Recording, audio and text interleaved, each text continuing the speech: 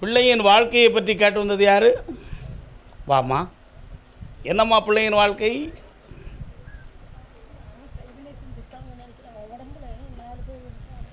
அப்படியா? கால் வந்துட்டு வாங்க, கால் வந்துட்டு வா. யாருடே உன் பேர்? என்ன பேருடே தம்பி? ஆ, மாதவன்னா யாருடைய பேருடா? மாதவா கோவிந்தா சீதாரி கேசவா நாராயணா. யாருடைய பேர் அது? கிருஷ்ணனுடைய பேர். கெட்டிக்காரன். காலில் வந்துட்டு வா. நாரணா ஹரிபூரணா. வந்து உட்காரலாம். அழுதுன்னா நான் சொல்கிறது உங்கள் ஆள் மனசில் ரெக்கார்ட் ஆகாது. அழுகையில் மட்டும்தான் இருக்கும் சிந்தனை, என் மேலே சிந்தனை இருக்காது. மனிதன் சிரிக்கும் போதும் அவனுடைய உள் மனசு திறந்துடும். மனம் விட்டு சிரித்தால் நோய் விட்டு போகும்னு சொல்லும் இல்லையா? சிரிக்கும்போது உள் மனசு திறந்துடும், தன்னை மீறி சிரிப்பான். அது ஒரு புனிதமானது. அழுகிற பொழுதும் உள் மனசு திறந்துடும், தன்னை மறந்து சபையை மறந்து அழுவாங்க. ஆனால் அந்த நேரத்தில் நல்ல வார்த்தை சொல்லக்கூடாது, ஏன்னா துயரத்தோடு போய் ரெக்கார்டாயிரும். புரியுதா? ஆனந்தமாக சிரித்துக்கிட்டு இருக்கும்போது சொன்னால் அந்த மகிழ்ச்சியோடவே போய் ரெக்கார்டாகும். அழுதுகிட்டு இருக்கும்போது சொல்லி உள் மனசு திறக்குங்கிறது உண்மைதான். ஆனால் அப்போ சொன்னால் துயரமாக போய் ரெக்கார்டாகும். அதனால தான் என் சன்னிதானத்தில் நீ அழாத அப்படின்னு நான் சொல்கிறேன். என்னை நீ கவனித்தாலே போதும், நீ நல்லா இருவேன். கால் வந்துட்டு வா தம்பிங்க, வா. என்ன படிக்கிற இப்போ? என்ன படித்த நீ? எத்தனை பாயிண்ட்டு? கண்ணாடி எத்தனை பாயிண்ட்ரா போட்டிருக்கு? 2.5 2.1 உனக்கா கண்ணாடி வேறு யாருக்கும் வாங்கினதா? நல்லா அவங்கள்ட்ட போய் கேட்ட பாரு. உட்கார். வாங்க. இங்கே நடக்கிறது வேடிக்கை கிடையாது, ஞானத்தின் வாக்கு. அதை ரொம்ப சீரியஸாக சின்சியராக நினச்சி கவனித்து கொண்டால் உங்கள் எல்லாருக்கும் பலன் கிடைக்கும். நீ முதல்ல கண்ணாடியை கலத்திரு, உன் மனசை அடைக்கிரு, என்னையவே சிந்திச்சிரு, தியானம் பண்ணிக்கிட்டு சொல்கிறத காதால் மட்டும் வேங்கு. பாக்கியை நான் பார்த்துக்கிடுறேன். உன்னுடைய கட்டுமனைக்கு நான் போய் பார்த்தேன். போகிற வழிக்கு முன்னாலேயே கடந்து ஒரு உயர்ந்த மரமும் ஒரு தெய்வமும் இருக்குது. அதிலிருந்து தாண்டி போனால் ஒரு பெருமாள் சார்ந்த ஒரு கோயில் இருக்குது. உங்கள் ஊர், உங்கள் வீடு, பிரதான சாலை இவைகளெல்லாம் தாண்டி போனோன்னே பெருமாள் ஊர் இருக்கா? எனக்கு சங்கு சக்கரம் தெரிஞ்சது, அதனால் நான் பெருமாள் கோயில்னு சொல்லிட்டேன். சங்கு சக்கரம் அங்கே இருக்கா? ராசாத்தி கெட்டிக்காரிம்மா, கால் வந்துடுவா. சங்கு சக்கரம் தனுசு வாழ்தண்டு என்ற 5 ஆயுதமும் கொண்ட பெருமானே. சங்கு சக்கரம் தனுசு வாழு தண்டு 5 ஆயுதம் எம்பெருமான் நாராயணனுக்கு கையில் உண்டு. உண்மையா? அந்த சங்கு சக்கரம் தனுசை நான் ஏன் நினச்சேன்? இவனுடைய பேர் மாதவன். அது யாருடைய பேர்? பெருமாளுடைய பேர். இவனுடைய வாழ்க்கையில் செய்வன நடந்ததுன்னு சொன்னது அத்தனையும் பொய், அத்தனையும் பொய். யாரோ ஒரு மாயையை உங்களுக்கு உருவாக்கி உங்களை நம்ப வச்சுட்டான். ஆனால் உண்மையிலேயே இவனுக்கு அப்போ என்ன நடந்துச்சு? இவன் நைட்டில் உறங்க மாட்டான் ஒழுங்கா. ஓயாமல் அவன் சொன்னதையே சொல்லுவான், அவன் சொன்னதை நம்மளை சொல்ல வைப்பான், கேட்க வைப்பான். நம்ம சொல்லுது அவன் மண்டையில் ஏறாது. இந்த மாதிரி உள்ள நிலைமையெல்லாம் இருக்குது. அதனால் இவன் மொழிக்கு மொழி, நேரத்துக்கு நேரம் மாற்றமான வார்த்தைகள் தான் இவன் பேசுகிறதுனால ஏதோ ஒரு பேய், ஒரு ஆவி இவன் உடம்பில் இருக்குது அப்படின்னு ஒரு சில முடிவுகளை எடுத்து உங்களுக்கு ஒருத்தர் ரெக்கார்டு கொடுத்துருக்கான். அதில் தான் இவனுக்கு செய்வன இருக்குன்னு நீங்கள் நம்பிக்கிட்டு இருக்கீங்க. அவனே சொல்லுவான். அது ஏன் சொல்லுதாம்னா, சிசியோப்ரனியா அப்படின்னு சொல்லி ஒரு நோய் இருக்குது. அதனால் எனக்கு தெரியுமாப்பா, தன் மனமே தனக்கு புலம்பல் கொடுக்கும். என்ன செய்யும்? தன் மனமே தனக்கு ஒரு புலம்பல் கொடுக்கும். தம்பி கொஞ்சம் கவனிங்க. தன் மனமே தனக்கு புலம்பல் கொடுக்கும். அவன் மனசுக்குள்ளே தானாக ஒன்று தோணும். யாரோ ஒருத்தர் பேசுகிறது மாதிரி ஒரு பிரம்ம இருக்கும். அதில் அவன் அந்த விளக்கத்தை வெளியே சொல்லுவான். எனக்குள்ளே ஒன்று இருந்து பேசுது, என் தோளில் ஒன்று இருக்குது, என் மேலே கூடவே ஒன்று வருது, இதெல்லாம் சொல்லுவான். ஆமாம். ஆனால் ஒருத்தன் தான் இவன் இருக்கான் உன் கண்ணு முன்னால். ஆனால் அவன் 4 பேராக இருக்கும்னு சொல்லுதான்.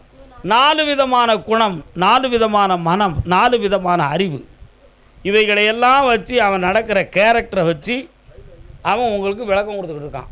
இது ஒரு வகையான மன சிதைவு நோய். இது ஒரு மன சிதைவு நோய். இதைத்தான் குணமாக்கணுமே தவிர இது பேய் பிசாசுன்னு சொல்லி தகடு எழுதி கட்டுறது, தாயத்து போடுறது, இந்த வித்தையெல்லாம் இதுக்கு செல்லாது மகளே. காலில் விழுத்துவா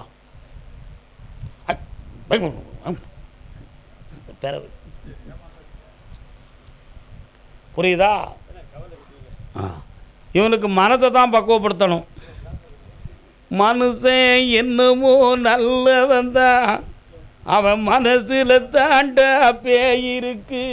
பேய் எங்கே இருக்கு? மனசில் தான் இருக்கு. அதனால் இவன் மனதை, ஆழ் மனதை சரி பண்ணணும். இவனுடைய உள்மனதனுடைய பதிவுகளை வெளியாக்கணும். இவனை சீர்படுத்தணும். அதுக்கு பிறகு தான் இவனை நல்லாக்க முடியும். நீ வேறு வித்தையில் போனாலும் என்கிட்ட வரக்கூடாது, சரியாக்கி தரேன். காலில் வந்துட்டு வாங்க.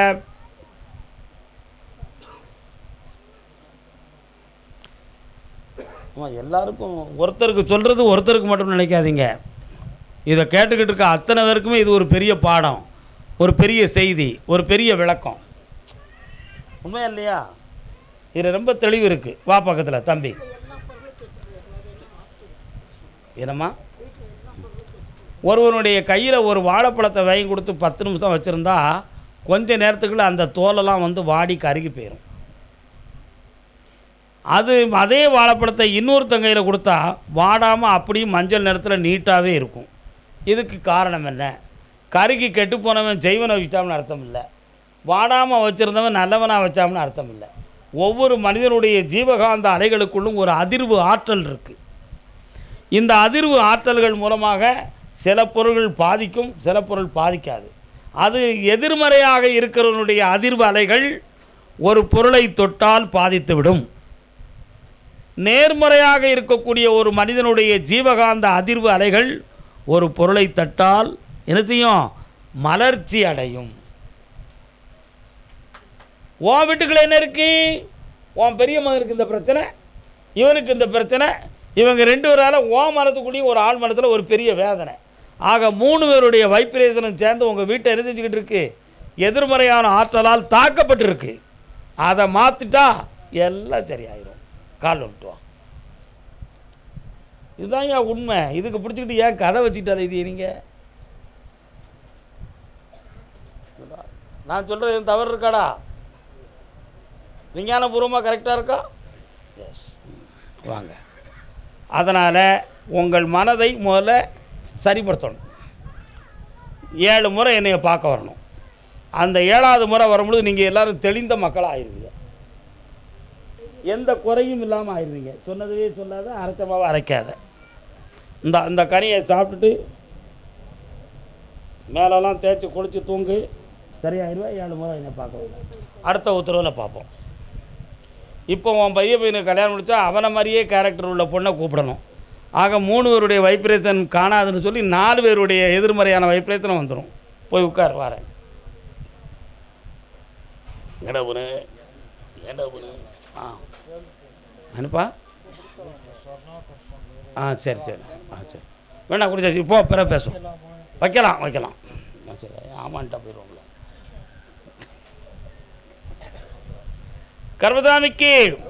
கர்மதாமிக்கு திருமணம் முடித்த பின்பு என் வாழ்க்கையில் மனவேதனையும் குழப்பமும் இருக்குன்னு கேட்டு வந்தது யாருப்பா?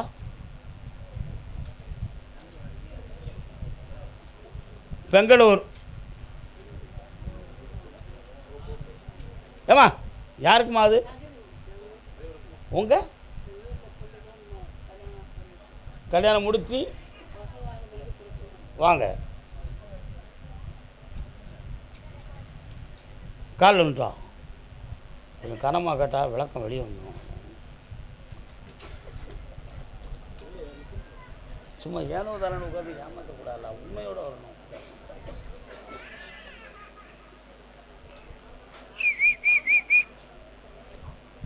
கோர்ட்டில் கேஸ் யாருக்கு இருக்கா? 3 பேர் இருப்பாங்களே கோர்ட்டு கேஸ் உள்ளவங்க. 1 2 3. இன்னும் ஒரு ஆள் கோர்ட்டுக்கு போகணுமா வேண்டாமனு முண்டிக்கிட்டு கிடப்பாங்க. யார் யாது? நீ தானே அது? போயிட்டியா கோர்ட்டுக்கு? போகலையா? சரி, ஓகே. இன்னொரு கால் வந்துட்டோக்கா.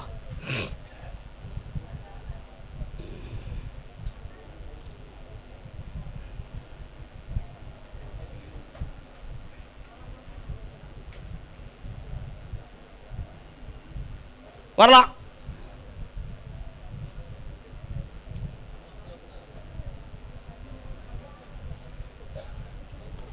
உன்னுடைய கட்டுமனைக்கு போய் பார்த்தேன். உன் பிள்ளையில் ஒரு பிள்ளை இணைந்து வாழக்கூடிய மனநிலைகளிலிருந்து குழப்பமாகி மனவேதனையும் துயரமும் அடைஞ்சிக்கிட்டு இருக்கு. அந்த வாழ்க்கை தொடங்குமா தொடங்காதா? இதில் ஒரு மாற்றம் கிடைக்குமா? இதில் உள்ள பெரியவங்க தான் இதுக்கு காரணம், அவர்கள் காரணமா அப்படிங்கிற குழப்பம் உன் உள்மனத்தில் இருக்குது. இருக்கா? கால் வந்துட்டு வரலாம். பட்டார் பட்டார் பட்டார், பாடாதே பாடாதே நிப்பாட்டு.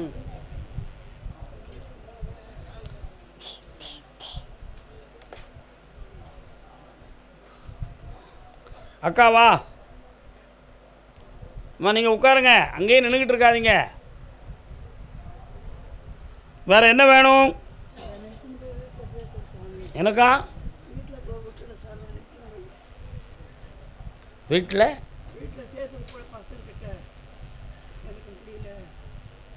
அவங்கெல்லாம் இப்போ உன்னை ஏற்றுக்கிட்டாங்கன்னா அவங்க பிரிஞ்சு போகக்கூடிய நிலைமை வரும்.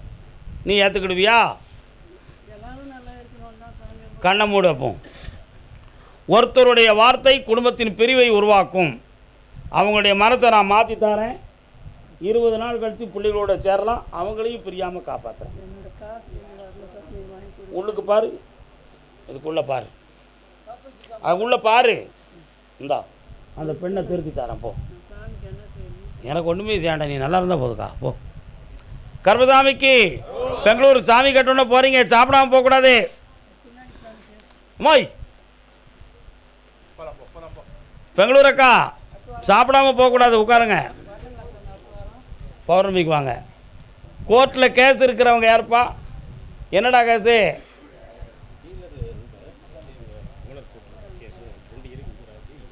யாருக்கு அந்த கேஸ் இருக்குது? கால் வந்துட்டு வரலாம். வாழ்க்கை சம்மந்தமாக யாரும் வழக்கு பதிவு பண்ணியிருக்கலாம்? உள்ள ஓட்டனே எடுக்கலையே. தொழில் சம்மந்தமான விஷயம் தானே? கால் வந்துட்டு வரலாம்.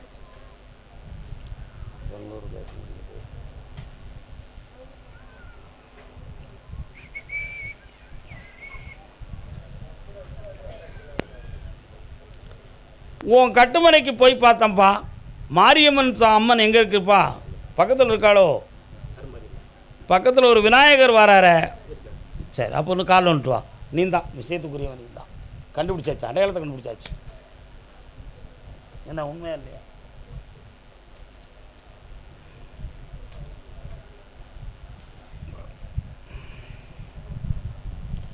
இந்த வழக்கில் வந்து உன் பையனுக்கு சாதகமாக நடக்குமான்னு கேட்டேன். நடக்கும். அது எப்போ நடக்கும்? நவம்பர் மாதத்தில் அதில் வெற்றி கிடைக்கும். அதுவரை நிதானமாக இருக்கணும். நவம்பருக்குள்ளே 2 ஹியரிங் நடக்கும். 2வது ஹியரிங் வந்து உங்களுக்கு சாதகமாக வந்துடும். வழக்கறிஞர்கள் அதுக்கு தகுதியான சூழ்நிலையோடு வெற்றி அடைய வச்சிடலாம். கால் வந்துட்டு வா.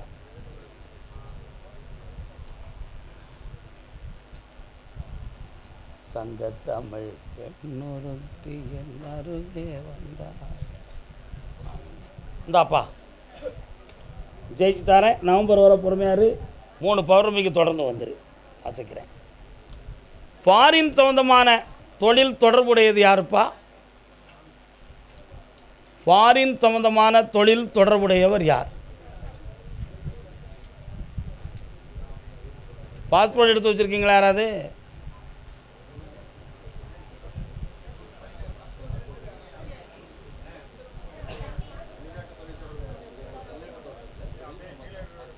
வா வா வா வா. எனது என்ன தொழில்? சரி, அதுக்கும் ஃபாரினுக்கு என்ன தொடர்பு? கால் வந்துட்டு வாங்க. ஓகே ஓகே ஓகே, அதைத்தான் நான் கேட்குறேன். கொஞ்சம் ஒரு ஊற்றிட்டாங்க. இங்கே வச்சே ஊற்றலாம், யாரும் கேட்க மாட்டாங்க. யாரும் கேட்காங்கப்பா. இன்னும் ஒரு முறை காலணும், உன் மனசு அங்கே போகலை.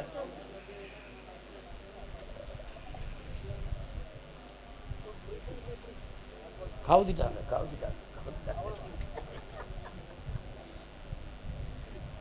உட்காரலாம்.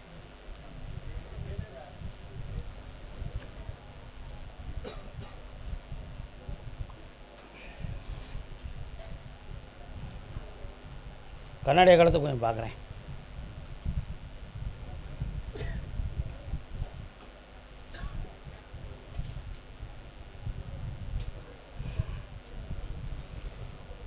அந்த beautician makers and products, medicines, things எல்லாமே ஓன் ப்ராடக்டா வெளியில் உள்ள ப்ராடக்டா? வெளினா ஃபாரின் உள்ளதா? இந்திய நம்ம மாநிலத்துக்குள்ளது. ஆனால் இந்த ப்ராடக்டை வந்து நீ வந்து ஃபாரினில் செய்யறதுக்கு ஒரு மெசேஜ் உனக்கு வரணும். இப்போ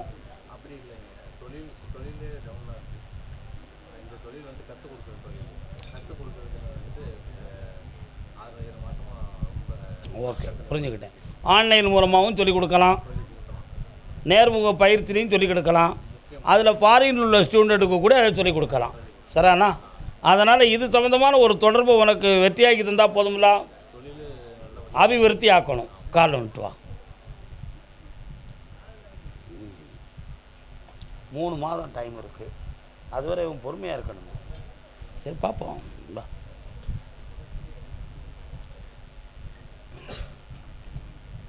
மார்ச், ஏப்ரல், மே, ஜூன் மாதம் 22ஆம் தேதி வரை நீ பொறுமையாக இருக்கணும்டா.